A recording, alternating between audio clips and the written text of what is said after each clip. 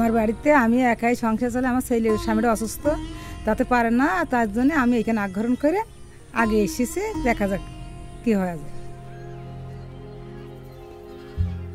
আমি আগে বাসা বাড়িতে কাজ করতাম, করোনা এসে আর কেউ ডাকে না, ওই জন্যই টাকা পয়সার সমস্যা হয়েছে, ওই জন্য আমি এই প্রজেক্টে আগে এসেছি। হলো আমাদের এলাকা শুকনো এলাকা, আবাদ হইতো না, পানি টানতো না, পানি হইতো না, আমাদের ফসল ভালো হইতো না, তার জন্য এই সোলার মেশিনে ধোঁয়া উঠতো, ধোঁয়া বাক্সা হইতো না, তার জন্যই আমাদের সোলার এসে আমাদের চাষবাসটা খুব ভালোভাবে করছে। আমরা এখানে ছাগল পালিয়ে সেইখানকার লাইট ফ্যান দিয়ে এই সোলারে পানি তুলে ছাগলের গোসল করার খাওয়াই।